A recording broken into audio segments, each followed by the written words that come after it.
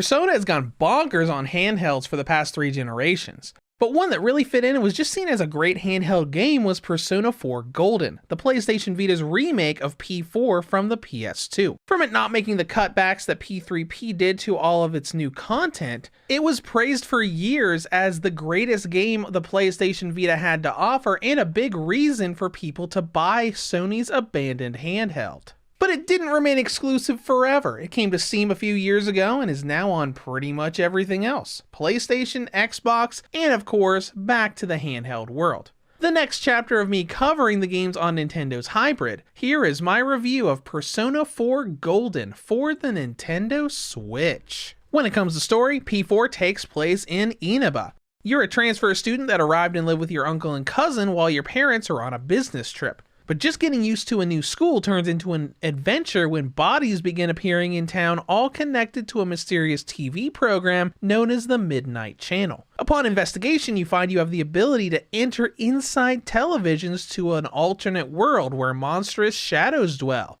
and the very place the victims are thrown into before they die. Along with your school friends, you then awaken the power of Persona, letting you fight back against the shadows and aim to rescue everyone thrown into the TV and find the person responsible for these murders, turning your school life into a murder mystery. Now, story-wise, Persona 4 is great, but not in the same way as Persona 3. It's a much more anime and character-driven story. Instead of being focused on the shadows themselves, it's about each person that gets thrown into the TV, them having to face their inner demons and revealing dark parts of their hearts that they don't want anyone else to see. Tying this with the much less dark and gritty story and more anime-like feel, it really opened up the series to a wider audience than just people who like that niche, satanic, demon-filled story.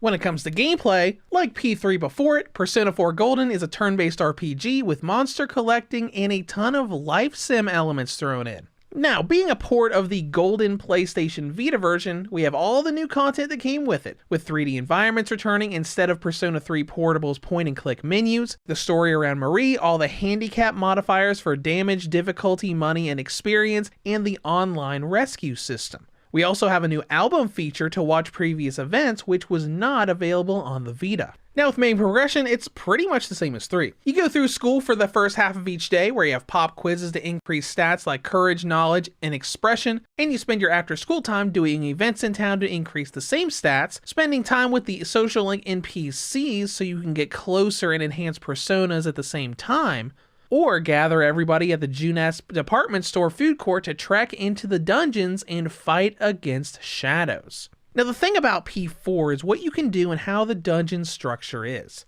There are just so many more options here. You can read books for stats, plant vegetables in a garden outside of the Dojima residence, ride a scooter to increase the amount of places you can go, and more things are added the further in the game you get. But let's talk about the TV world and dungeons. Like with P3, you can heal or go to the Velvet Room to fuse and create new personas from the initial base of operations. However, the dungeons are very different. Instead of being one unending tower, the TV world is comprised of dungeons catered to each character that story chapter is around, like Yukiko's Princess Castle or Kanji's Bathhouse. They have similar structures with the maze-like floors, opening doors, and shadows wandering around for you to fight, but they're all designed in such a way that they all look completely different from one another. Plus, the behind-the-character camera angle really helps them look unique and much less repetitive when compared to P3's Tartarus. We've also got much better pacing and some quality of life features that make going through the dungeons a lot easier. Shadows will typically slower to react and your attacks go through faster when starting combat, making it harder for them to sneak up on you. Plus, the backtracking is reduced by a quick menu being there to immediately advance to the next floor if you've already discovered the stairs, even if you're not right next to them. The combat pacing is also better. It's the same system as before, with it being turn-based, elemental weaknesses, changing personas to cover different typings, but it's better on the pacing. Now, it's not that much faster than P3, but with animations going faster and there being less delay between actions and turns, it feels a lot smoother and just better, even without turning on rush mode to use auto battle. There's also a much better shuffle time system for getting post-battle enhancement cards. Instead of having to play a minigame to select what you want, you can just choose. And they added a ton of more freedom to use whatever persona you want to play with for the entire game,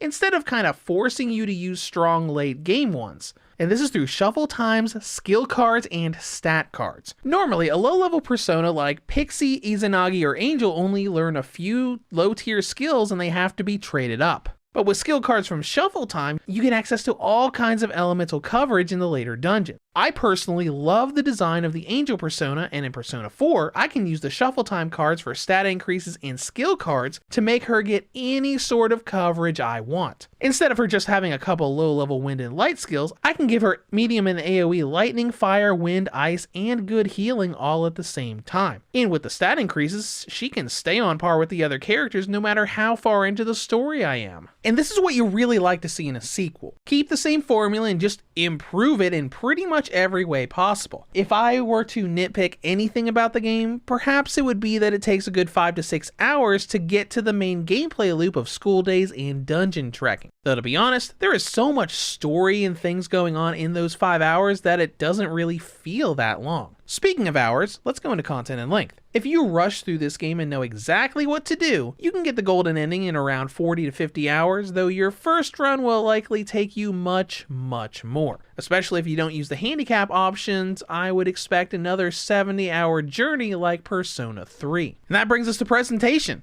This game actually doesn't look that different from the PlayStation Vita. It looked great on that previous handheld, and there is some upscaling and touching up, but it looks great as it always did. All of the models and environments are nice and smooth. And the performance is a big improvement from the Vita. We have a constant 60 FPS from start to finish, and the dungeon frame rate drops on the Vita are pretty much non-existent here. It's buttery smooth all the time. The load times do get weirdly long compared to others on occasion, but as long as you're willing to wait a measly 10 seconds for those longer times, it's a non-issue. And that brings us to battery life. P4G gives the original model 2.5 to 3 hours, the Lite gets 2.5 to 3.5, 5 to 6 hours on the V2, and 5.5 to 6.5 on the OLED. In conclusion, Persona 4 Golden has returned to the handheld world and is still a great turn-based RPG to play on the go. The only blemishes I can note are 10-second load times every so often in the long build-up. But if you can only find load times that are 10 whole seconds long to nitpick a game for, you know it's pretty good. Reviews to Go rates Persona 4 Golden for the Nintendo Switch a 9 out of 10. If you have any comments or questions, feel free to leave them below.